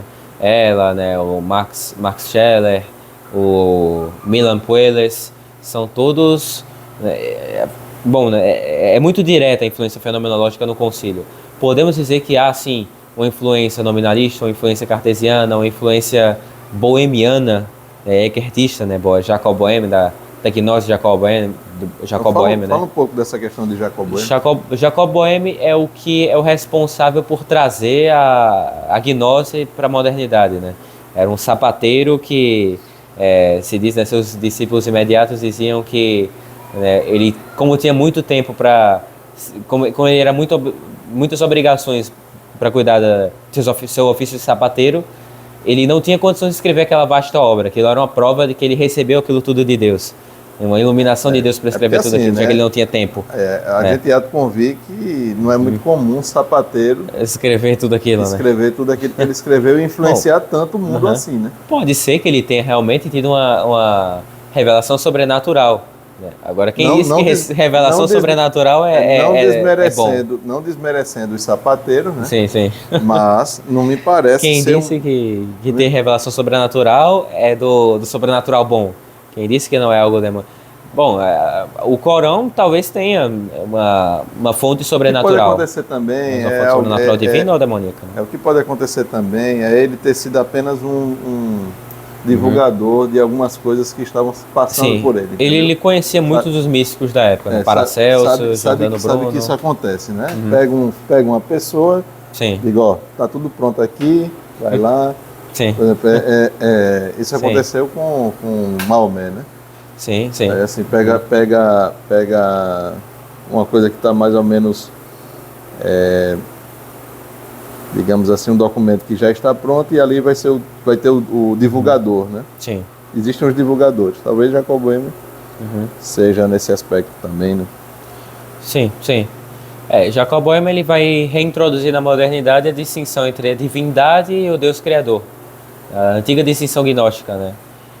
Ele que vai reintroduzir a noção de que houve um demiurgo que criou a intelectualidade, a voluntariedade regrada, a moralidade, a lei, a materialidade, a individualidade, o espaço e o tempo, né? Tudo que nos distingue, nos separa, e haveria uma divindade inefável que seria a unidade inclusive mínima que estaria aprisionada na interioridade de todos os entes. Esse é um ponto interessante, que esse é meu ponto-chave para tratar dessa distinção do que é a noção de divindade católica e com a noção de divindade gnóstica, fenomenológica, que passa a ser adotada pelo concílio, né, e pelos seus teólogos. É que o Deus católico, o Deus que São Tomás adorava, ele é a causa totius esse, causa de todo ser. Ele é a causa transcendental, intensiva e máxima de todo ser criado e particularizado nas criaturas, que é particularizado ao ser recebido pela potência participante, né, que há nas criaturas, né? Esse é o Deus de São Tomás, e que ele cria todo mundo e como uma imagem sua, imago Dei, né, e a criação como algo bom, né? E já a divindade gnóstica, ela estaria aprisionada na criação, aprisionada pelo demiurgo, né? Essa divindade seria a unidade inclusive interior, o princípio imanente de todo ente, que moraria no interior de todo ente, né, como a semente, a centelha da divindade, como diria o mestre Eckhart, ou a semente divina, como vai dizer a Ad Gentes, né? O próprio concílio usa a expressão semente divina, né? Mais de um lugar, né? Gaudium et Spes, Ad Gentes, né? A Funkeline. Sim. E aí, para ser alcançada essa divindade interior, que moraria no nosso interior, essa divindade inefável, como se alcançaria? Se alcançaria por negar tudo que há de particular em cada ente, tudo que nos distingue, para achar a unidade mínima entre todos nós. Achar esse nosso eu universal e mínimo, e transcendental, né? Nossa subjetividade mínima. Então, né, para se achar nossa vontade mínima, se nega tudo que é de regrado e exclusivo entre as vontades. Se nega as moralidades particulares de cada cultura, achando a moralidade universal, a moralidade mínima de todos os homens, né, que seria o primeiro ponto dessa divindade, a intelectualidade. Se nega todo o conceito exclusivo, toda a objetividade da linguagem, todo o dogmatismo, se promove o latitudinarismo doutrinal, que é o que faz o concílio, né, com sua nova pastoral da inclusividade, né, de se propor a dialogar com o mundo e não condenar com dogmas, com anátemas e dogmas, não lançar anátemas e dogmas, né? Isso tem sua raiz gnóstica, porque os gnósticos, trazidos pelo mundo moderno por Jacob Boehme, já propunham isso, já propunham que, né, os homens negassem aquilo que há de exclusivo e limitante entre as crenças, para achar uma crença comum e o intelecto mínimo entre todos os homens, né? Negar a materialidade, a individualidade, o espaço-tempo, já por certas místicas, né? Movimentos místicos, que eu detalho muito no livro, né? Bom, negar tudo aquilo que há de exclusivo para se achar o ponto inclusivo que seria de todos os homens, que seria essa divindade que moraria no interior deles e estaria aprisionada pela exterioridade, né? A divindade dos gnósticos, ela estaria aprisionada pelas determinações positivas e atuais da exterioridade, enquanto que o Deus católico, ele cria essas determinações, né? Aí que vê essa diferença, né? Essa grave diferença. Então, os gnósticos vão negar a lógica aristotélica substancialista, eles vão querer que ela seja substituída pela dialética do vir a ser, dialética relacional, que vai promover essa inclusividade, né? Essa é a grande diferença, né? E a questão lá do seu setor de Schleiermacher, Schleiermacher vai dizer que o sentimento, que a religião é nada mais que o sentimento religioso do infinito. É o que vai propor o Schleiermacher. Schleiermacher vai também propor essa negação desse ou melhor, promoção, né, do latitudinarismo doutrinal. Ele vai dizer que as religiões elas são expressões de um sentimento inefável que temos no nosso interior, do contato direto que temos com a divindade que mora no nosso interior. E as religiões públicas estariam retratando esse sentimento, né? Então as religiões, elas expressariam isso segundo... Cuidado aí. Elas expressariam isso segundo pontos de vista particulares. Schleiermacher vai dizer uma coisa muito, muito interessante para esse nosso debate, né? Ele vai dizer que as religiões organizadas estão para a igreja espiritual interior como os fenômenos para o número encante. Veja que distinção que ele faz, veja como se isso não se aplica ao ecumenismo, né? Porque, analogamente, né, Francisco vai dizer que as religiões públicas estão para a divindade inefável, como as línguas para a ideia do intelecto. É uma coisa praticamente a mesma coisa. Praticamente a mesma Francisco coisa. Praticamente se repete a noção de Schleiermacher, né? Schleiermacher ele era um teólogo protestante, né? Era um teólogo protestante, né? Romântico, né? Ele era protestante, mas quando teve contato lá com Kant e Spinoza, ele meio que perdeu tudo que ainda havia de vestígios, podemos dizer, da verdadeira fé nele, né? E que os teólogos do concílio iriam chamar de elementos, né? Elementos da verdadeira fé. E aí ele abandonou tudo. Aí ele abandonou, né? O que qualquer vestígio que ainda poderia haver nele da verdadeira fé, né? Eu gostei muito, professor, desse trecho aqui do livro, que o senhor diz assim: a teologia escolástica é uma união entre a filosofia grega, especialmente aristotélica, e a doutrina católica. Nessa união promovida pela teologia escolástica, há uma complementaridade entre as partes. Complementaridade essa análoga ao matrimônio. A filosofia grega está para a doutrina católica na teologia escolástica, assim como a mulher está para o homem no matrimônio. Sim. Na teologia escolástica, a filosofia grega exerce o papel de submissão fiel e a doutrina católica o papel de cabeça e de dominação amorosa. Os filhos dessa relação são a Suma Teológica de Santo Tomás, o Concílio de Trento, as catedrais góticas e todas as glórias da cristandade medieval. E aí, qual seria o casamento, então, da modernidade? Quais seriam os filhos da modernidade, professor? O casamento da modernidade vai ser entre a filosofia moderna e a teologia católica. O problema é que, ao contrário, né, como o senhor já leu aí, do que acontece na teologia escolástica, essa relação não se complementa, né? A teologia escolástica pode ser análoga ao matrimônio, né, como o senhor já estava lendo, onde a filosofia grega, a filosofia clássica é como a mulher, e a teologia católica como homem. A filosofia grega, então, como a submissa fiel, e a teologia católica como a dominação amorosa. Aí existe essa complementariedade. Na teologia moderna, na nova teologia do concílio, se busca conciliar a teologia católica com a filosofia moderna. O problema é que não existe nenhuma complementariedade possível, né? E aí, né, é até análogo a uma união homossexual, né? Porque ou uma vai querer dominar a outra, ou vão querer fazer como dois homens, um querendo dominar, um querendo exercer o domínio, né? Ou a filosofia moderna querendo dominar e vencer a teologia católica, ou a teologia católica querendo vencer, ou vão ser dois submissos sem cabeça e que não vão nunca conseguir, né, se estabelecer uma hierarquia, um domínio. Então, né, quais são os filhos dessa nova relação, né? Vão ser o próprio Vaticano II, a Nova Teologia, a renovação carismática, podemos apontar, né, o neopentecostalismo, teologia da libertação, Opus Dei. Sim. Aliás, o Opus Dei já veio antes, né? Sim. Quem coloca nessas palavras, né, é o padre Álvaro Calderon, sua obra Candeia debaixo do Alqueire. Ele fala, né, uma analogia, uma desgostosa analogia, dizer que essa relação é análoga a uma relação homossexual, né? Alguns brincam com isso, né? Botam esse trecho, né? Sobra a Candeia debaixo do Alqueire. Olha só, o padre Caldeirão dizendo, aqui está a prova de que... Tá aqui o padre Caldeirão dizendo que o concílio é homossexual, não sei o quê, né? Começam a brincar com isso, mas é uma analogia séria, né? Que ele coloca, né? Porque é como se fosse isso. Não se complementam, né? O Dom Helder Câmara, ele dizia o seguinte, né?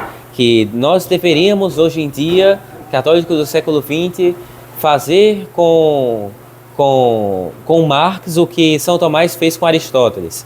porque na época de São Tomás, Aristóteles ele não era visto com bons olhos por todos os cristãos da época, por todos os católicos da época, mas São Tomás consegue pegar Aristóteles e o levar, né, e o batizar, podemos dizer assim, né, e usar ele na sua síntese metafísica. E aí, né, disso o Dom Helder Câmara, né, pula para dizer que, bom, se São Tomás fez isso com Aristóteles, então a gente hoje em dia tem que fazer com Karl Marx. A gente tem que pegar Karl Marx e cristianizar ele, fazer um comunismo cristão. O problema é que não dá, é impossível. Aristóteles ele tinha elementos que conduziam à religião verdadeira, que ele só não aderiu porque não teve acesso a ela, porque não a conheceu. Era um pagão, não tinha acesso. Mas Karl Marx não, é uma coisa muito distinta, né? Isso não faz o menor sentido. E a teologia do concílio, os teólogos do concílio, eles sempre partem disso. Então, não só Dom Helder Câmara é assim, é o nível mais absurdo disso, né? Querer unir Karl Marx com a fé católica, né? É o nível mais absurdo. Mas podemos pegar também Karl Rahner, que vai querer fazer uma união, né? Uma síntese entre a fé católica com o kantismo e com o heideggerianismo. Ou então o próprio João Paulo II, né? Karol Wojtyła, né? Ou então Karol Wojtyła, fazendo sua união entre fé católica e fenomenologia. Sendo que não se complementam, não existe, não é possível pensar numa relação de complementariedade entre elas. Né? É uma relação que podemos dizer, né, essa relação que ele busca fazer uma certa abominação, uma monstruosidade. E nisso, né, nessa relação monstruosa, nascem os monstros, né, que são o Concílio Vaticano II, a Nova Teologia, o Ecumenismo, todos esses pensamentos modernos. Indo aqui, professor, já para a gente caminhar para o fim, vamos então falar desse grande movimento, que é um movimento muito sutil, e que eu vi que o senhor abordou no seu livro, e que seduz muitos, né? Muitos que estudam, etc. É muito também, a gente percebe também que ele é muito ali praticado, principalmente ali nos grupos mais de direita, né? De direita, Sim. Conservadores, que é o perennialismo. Perennialismo, E sim. como é que o perennialismo também, como é que ele também se manifesta no concílio? Sim. O perennialismo é o ponto mais complicado. Eu até desisti de fazer o capítulo sobre ele. Ah, foi? Deixei só alguns pontos aqui. A versão final tá aqui. Eu vi que, porque eu vi que tinha... Sim. Eu até fiquei, eu disse, rapaz, será que o professor vai... Faltou o capítulo. Eu deixei Foi. acrescentei ao capítulo mesmo da fenomenologia pontos certo. que remetem ao perennialismo, né? Certo. Mas o senhor pode falar do... Posso sim, posso falar. Fale aí, então. O que é que acontece, né? René Guénon, né, o perennialismo, iludem muito a neodireita, né? Podemos definir o perennialismo como um falso tradicionalismo. Como é que eles entendem a tradição? Eles partem daquela noção de tradição primordial, para a qual haveria todas as diversas religiões remontariam a uma mesma tradição primordial, primeira, que remontaria a Adão, né, dada a Adão, e cada religião ela seria um certo elemento dessa tradição inicial. Essa é a sua filosofia perene. Ele vai fazer a distinção entre as religiões exotéricas e a religião esotérica. A religião esotérica, para ele, seria aquela que mora no nosso interior. Seria essa tradição primordial que estaria no nosso interior, né, que é o que o Concílio vai chamar de semina verbi, né, semente divina. E as religiões exotéricas, as formas como a expressamos conceitualmente. A modernidade, ela é intuicionista. É uma das características da modernidade e também da gnose. É a rejeição do conceitualismo intelectual. Para a modernidade, né, para a gnose moderna, toda expressão conceitual ela é sempre limitante e refratadora. Ela nunca pode expressar integralmente o nosso sentimento interior. Ele sempre vai refratar algum aspecto particular, os conceitos do intelecto, né, do intelecto racional. A plenitude da verdade seria alcançada só pela intuição mística e racional e pelo diálogo entre os homens, né? Então, o René Guénon vai dizer que a religião universal e verdadeira seria esse fundo comum entre todas as religiões, esse fundo esotérico comum iniciático, e que todas as expressões conceituais seriam refratações desse fundo comum. A proposta de René Guénon é essa, achar o mínimo denominador comum de todas as religiões, né? Da qual emanam todas as religiões, o consenso universal de todos os homens, né? Uma coisa que está em Immanuel Kant é que o critério dele de verdade que ele estabelece é a concordância universal dos homens. E por que ele estabelece isso? Porque para Immanuel Kant, as formas a priorísticas que fundam a diversidade fenomênica são uma legislação transcendental interior ao espírito humano em geral, particularizado em cada homem singular. E é o que no concílio vai se dizer, né, semente divina. E aí para Kant, né, se atinge a maioridade intelectual quando se renuncia às nossas percepções, quando renunciamos às nossas percepções particulares, o que é de particular em todas elas, para achar esse consenso universal, esse ponto mínimo, denominador comum mínimo de nossas crenças. Assim, o perennialismo vai querer vai querer dizer, né, que existe um fundo comum de todas as tradições e que se acha quando cada religião, quando cada líder religioso ele se propõe a fazer suspensão de juízo, né, do que há de particular em sua religião e encontrar aquela religião universal, né, concordância mínima. Daí que o concílio, né, vai dizer, Gaudium et Spes número 3, eu acho que essa passagem da Gaudium et Spes é a mais manifesta quanto a isso.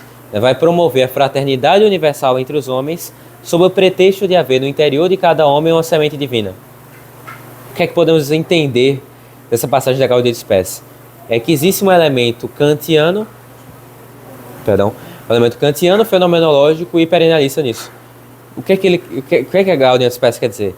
Que há, né, vamos usar a terminologia kantiana, as formas a priorísticas e a legislação transcendental do espírito humano geral está no interior de cada homem, né, e é refratado por suas crenças, por suas vontades, suas individualidades particulares, né, isso aqui é Kant, que tem, né, o eu transcendental e universal comuníssimo está no nosso interior, né, fenomenologia, assim que podemos dar a interpretação fenomenológica da semina verbe, ou então a tradição primordial mora dentro de nós, né, o perennialismo, ou então, se ainda formos para Schleiermacher, né, o sentimento inefável interior, é essa semente divina. Como que ela é desperta, essa semente divina? Como que esse eu universal e transcendental para os fenomenológicos, ou essa tradição primordial para os perennialistas, ou essa legislação transcendental do espírito humano geral, ou esse eu coletivo de Jung se manifesta pela promoção da fraternidade universal dos homens, que é a mesma coisa que Kant, que os fenomenólogos, que Jung, que os perennialistas, né, Guénon, iriam dizer. Se encontra a religião universal, se encontra a verdade absoluta pela negação, pela suspensão de juízo, pela negação inclusiva do que há de particular entre as crenças, entre as intelecções, entre as vontades, entre as individualidades de todos os homens, e se acha o mínimo denominador comum entre todos eles, esse eu universal aprisionado neles. Pela fraternidade universal que se acha, né, essa semente divina, né? E é isso que o Concílio se propõe a trabalhar e construir, né, já nos seus próprios documentos. Quando na Unitatis Redintegratis vai promover o ecumenismo cristão, ou na Nostra Aetate entre todo mundo, entre todo homem, né?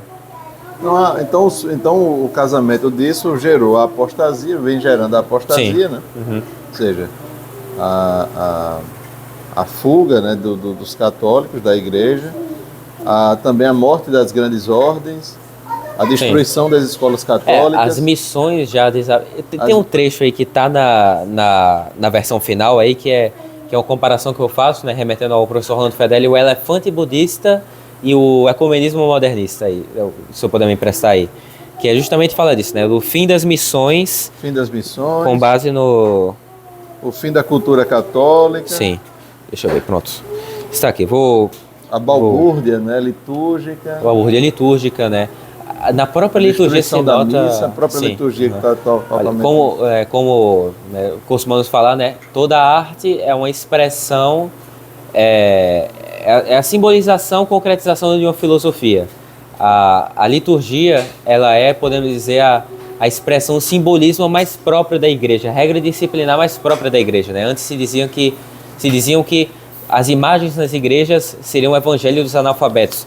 Eles não sabiam ler a escritura, eles então viam na liturgia, tinham na liturgia seu evangelho, né? Então, com a nova liturgia se concretiza essa nova teologia, a teologia do concílio, né?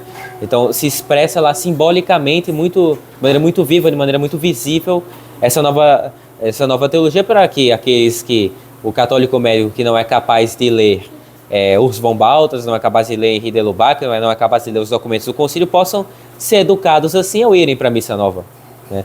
E de fato, né, hoje em dia vemos as pessoas sendo educadas nisso inconscientemente, sem nem perceberem, né? E as pessoas já vêm, né, senso comum de dizer que não é só o padre que pode tocar no corpo de Nosso Senhor, qualquer um pode tocar, não existe uma hierarquia eclesiástica, né? Ou seja, todo esse educação, debate doutrinário tem essas consequências práticas, sim, né?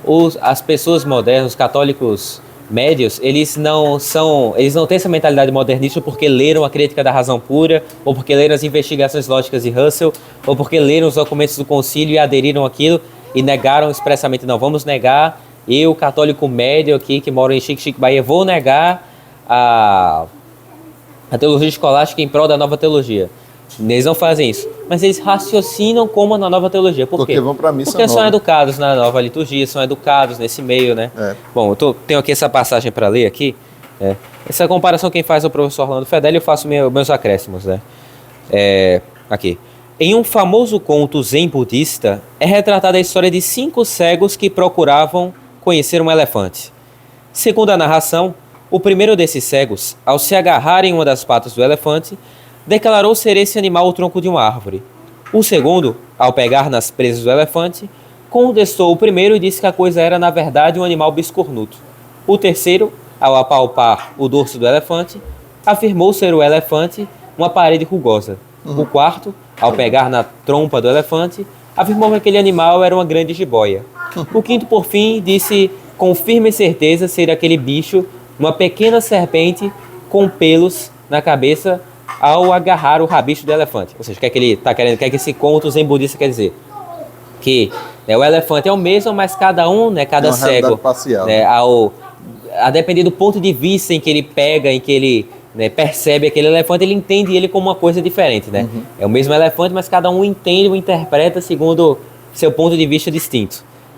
Aí aqui.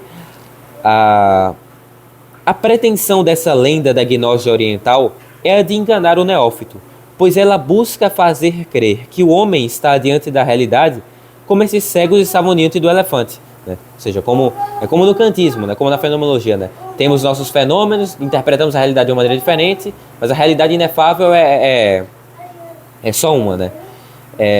De acordo com esse gnóstico raciocínio, a realidade nomênica em sua totalidade seria incognoscível para nós, e dela teríamos apenas aspectos fenomênicos particulares.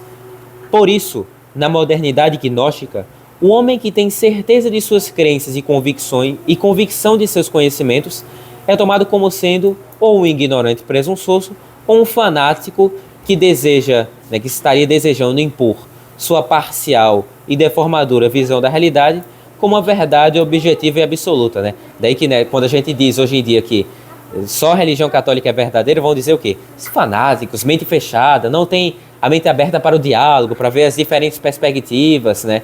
O sábio hoje em dia é o quê? Aquele que conhece as diferentes perspectivas, né? Que já conheceu o catolicismo, o protestantismo, o islamismo, a macumba, e para ver qual que ele mais se identifica e para unir os pontos comuns, né? Que tem mente aberta para conhecer a diversidade de perspectivas, né? Quando a gente diz que só há uma verdade absoluta, que é a religião católica, ou que é o fato de que uma pessoa, um doido que está querendo dizer que é mulher, que isso é falso, né? Que ele é homem, que essa é a verdade, ele vai dizer que somos fanáticos, é uma mente fechada para uma só perspectiva, né? Que eu continuo. Assim também estariam as religiões face à divindade. Para a mentalidade agnóstica e fenomenista moderna, As religiões teriam da divindade uma visão parcial e só conheceriam um ou outro aspecto particular dela, nunca, porém, a esgotando ou tendo dela conhecimento plenamente verdadeiro.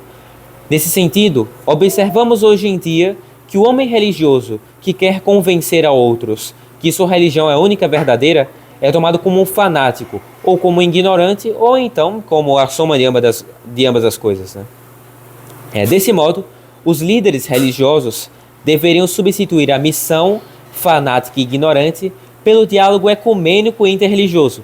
E nesse diálogo, cada religião poderia contribuir com sua visão particular e estaria aberta para todas as demais visões religiosas.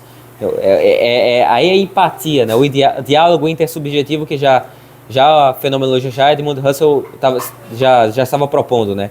A verdade é uma só, temos nossos pontos de vista particulares, como é que achamos a verdade na sua integralidade, né? A visão intencional integral do cubo. Quando a gente faz a nossa redução fenomenológico transcendental do que há de particular no nosso ponto de vista, encontra o ponto de vista comuníssimo entre todos nós, que nada mais seria que aquela semente divina aprisionada, né? O eu transcendental, a subjetividade transcendental que tudo percebe simultaneamente, né? Então, apenas pela complementação dos conhecimentos obtidos nesse diálogo intersubjetivo que os homens poderiam se aproximar do conhecimento de divindade inefável. A religião absoluta e universal procurada pelos gnósticos seria encontrada pelo diálogo horizontal e não pela imposição vertical. Essa religião só poderia ser encontrada quando os líderes das religiões organizadas se reunissem e aceitassem fazer uma redução fenomenológica transcendental ou epoqué daquilo que há de particular e próprio em suas subjetividades imanentes, encontrando assim a subjetividade transcendental da qual emergem as subjetividades imanentes. E essa subjetividade transcendental nada mais seria que o mínimo denominador comum de todas as subjetividades particulares, né? Seria a tradição primordial, da que fala o perennialismo, ou o eu universalíssimo, de que fala a fenomenologia russeliana, ou então o consenso universal dos homens, que seria nada mais que a concordância mínima dos pontos de vistas da legislação transcendental, que mora aí dentro do espírito humano em geral, de Kant, ou o eu coletivo de Jung. Essa subjetividade transcendental, né, como eu acabei de dizer, seria o eu universal e absoluto que estaria em nosso interior, que seria ocultada, refratada pelos nossos preconceitos e que só poderia ser acessado na medida em que nos permitimos ter essa mentalidade aberta, né, ter uma mentalidade aberta, empática, né, e suspender o juízo das características individuais de nossas crenças. Essa é a semente divina aprisionada no interior de cada homem, da qual fala Gaudium et Spes, e a qual teria de ser liberta pela promoção da fraternidade universal de todo o gênero humano, coisa que a Gaudium et Spes, conforme já tratamos o corpo desse texto, né, desse meu trabalho, promove, né? Eu já tenho trabalhado isso muitas vezes, essa passagem, né? Seria oportuno citar uma outra vez, não quis para não ficar muito redundante, porque já tinha citado em outra ocasião essa passagem, né? É muito sinistro essa expressão da Gaudium et Spes de falar da fraternidade universal, porque é uma expressão maçônica, né? Expressão maçônica. E aí eu coloco a citação do professor Orlando Fedeli, né? É de surpreender, então, que após o Vaticano II as missões tenham perecido, né? Que ele bota no seu livro A Religião do Concílio Vaticano II, né? É de surpreender, né? Não é de surpreender, porque é esse o raciocínio, né? Já não existem mais missões hoje em dia. Porque, bom, né, como se Francisco, né, diz que todas as religiões são só línguas diferentes, por que eu iria fazer uma missão para ir lá para os Estados Unidos para pregar aquele povo, para que eles expressem o nosso animalzinho de estimação usando o nome cão e não o nome dog? Não muda nada, são só línguas diferentes, são só expressões diferentes e iguais, né? Não tem diferença, cada um eles atinge o mesmo objetivo, que é expressar sua ideia intelectual do mesmo modo, plenamente, né? Cão e dog, né? O nome cão e o nome dog expressam plenamente, de maneira igual, a ideia que queremos expressar, né? Que é do bichinho de quatro patas que que anda pela nossa casa, né? Se expressam igualmente, não tem por que ir lá pregar isso. Não tem que promover a unidade, né, entre as diversas línguas, né? Bom, com Francisco se mostra esse indiferentismo religioso, né? Do indiferentismo religioso que morrem as missões e ela é substituída pelo diálogo ecumênico. Então, professor, só para a gente finalizar, a gente atestar de que nós, católicos, não precisamos seguir o concílio, não é isso? Não precisamos, né? O Concílio Vaticano II não precisa ser seguido porque por o católico de bom senso, né? Porque se seguir o concílio, a gente vai ficar... Você acaba perdendo a fé, né? Vai perder a fé, né? Eu poderia tratar aqui, de me estender muito aqui falando, é um assunto muito extenso, né? Do magistério conciliar.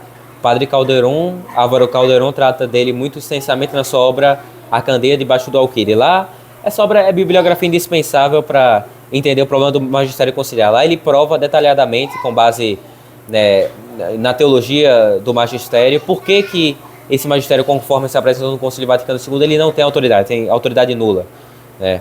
E eu abordo brevemente aqui no meu livro, né, como uma nota de rodapé. Mas se eu pudesse assim só falar aqui, apresentar esse esquema, eu diria que na Pastor Aeternus, documento do Concílio Vaticano I, quando vai proclamar a infalibilidade papal, o documento diz que o Espírito Santo foi confiado a Pedro e a seus sucessores para que eles preservassem a doutrina de sempre e não para que inovassem, não para que inventassem novidades. Então, o Papa ele tem o carisma da infalibilidade assegurado, né, por Cristo, né, e pelo Espírito Santo, não para que ele invente uma doutrina nova, não para que ele seja um vigarista, mas para que ele seja vigário de Cristo. Ele tem infalibilidade para que ele seja um representante de Cristo e fale em nome de Cristo a verdade eterna. E não para que ele invente coisas novas, coisas, né? Qual a diferença entre o vigarista e o vigário? O vigário é aquele que está representando o outro, né? Então, chamamos de vigário paroquial. Está no lugar do outro, né? Está no lugar do outro. Vigário paroquial é aquele que representa o pároco, enquanto o pároco está viajando em outra missão. Ou o vice-presidente pode-se dizer que é o vigário do presidente, quando o presidente está em outro lugar, né? O vigário do rei. Ele está representando o outro. Quando que o vigário se torna um vigarista? Quando ele, enquanto devia estar representando o outro, passa a querer representar a si mesmo e a sua própria vontade. Então, essa expressão é dura, mas nos parece ser certo dizer que os papas, desde o concílio, quiseram deixar de ser vigários e, portanto, né, e disso podemos já dizer que o Espírito Santo não os assegura a infalibilidade, para passar a ser vigaristas de Cristo. Eles deviam estar como representantes de Cristo, ensinando a verdade eterna de Nosso Senhor, mas eles preferem falar em nome de si mesmos e até, né, em persona populi Dei, na pessoa do povo de Deus e do diálogo. Eles não querem mais impor a verdade como dogma, a verdade objetiva, mas promover o diálogo, né? Okay. Promover a inclusividade, né? Como os próprios padres assumem, né? Em outra ocasião, professor, a gente vai tratar dessa questão do magistério. Magistério, sim. É uma questão extensa, acho que daria uma entrevista toda só dela. Aí a gente... E agora sim, a gente vamos concluir aqui, né, que o nosso caro Vitor Amorim Mesquita, sim, aqui com as raízes filosóficas e antitomistas do ecumenismo conciliar, provando as malsinadas teorias filosóficas que embasaram o concílio, que é muito importante que este escrito gere palestras, entrevistas, exposições, e que também possa fazer com que os estudiosos também se sintam, né, estimulados a escrever sobre esse assunto também. Quanto mais pessoas falando sobre esse assunto, e claro, com a visão crítica, no sentido de espancar, digamos assim, né, essas teorias do concílio, quanto mais melhor, né, professor? E com qualidade, né? E o senhor traz essa qualidade. O livro é muito bom. E, se Deus quiser, vai ser publicado em breve. Sim. E quando for, vai ser prefácio, né, que eles provavelmente estão vendo, né? Prefaciado. Professor Carlos Bezerra, né? É o que eu espero, né? Eu estava esperando, né? Domingo eu entreguei ao senhor, né, aquela versão ainda inacabada. Essa semana eu consegui acabar e fazer essa boneca mais bonita, né? Eu estava já só esperando, né, ter essa entrevista aqui, mandar o vídeo da entrevista para os professores, né, o professor Carlos Bezerra, o professor Marcelo Andrade e o professor André Melo, que já manifestaram, né, que, mas já falaram com o senhor, né, que fariam, né, Sim. teriam essa disposição de fazer esses prefácios, né. Eu estava só esperando vir aqui, fazer essa entrevista, mandar o link para eles, né. Temos o nosso grupo lá, né, comum, né, o do Apostolado Glórias de Maria no WhatsApp, mandar para eles e já fazer o pedido, já mandar o PDF para eles, né. A boneca não vai ter como, né, que eles não estão aqui em Recife conosco, né. Mas já mandar. E aí a gente vai, né? Vai mandar eles. Daqui a pouco. E estamos aqui. Esse primeiro aqui, que é revisado pelo professor William Kalinowski, né? Foi o professor e revisor, foi o prefaciador e revisor, né? E professor, né? Claro. Já vai para a gráfica na segunda-feira. Vai para a gráfica na segunda-feira. Esse segundo, já não sei, né? Vai depender dos professores, né? Disponibilidade deles para escreverem os prefácios. E quando escreverem, né? Um dos lugares que a gente vai lançar é no Colégio São Blas. No Colégio São Blas, certamente. Vamos lá no colégio. Isso aí, sem dúvida. Faz uma pequena palestra de... Faz uma palestra lá e faz esse lançamento aqui do livro. Sem dúvida, sem dúvida. E ambos os livros, né? E a nossa missão também é... Estou disponível para agora as próximas formações do colégio também. Sim. Tratar os temas que forem necessários. Vai se juntar a nós, né? Nesse ano de 2025. Sim. E vai ser uma soma muito boa para o colégio, viu, professor? Fico honrado. Honra minha de participar do projeto. Então é isso. Então agradeço. Seu Antônio, agradeço muito. Todo meu, a honra toda minha. Que bom tratar desse assunto com tanta qualidade. E vamos estudar aí as raízes filosóficas do antitomismo conciliar. É isso aí. Muito obrigado.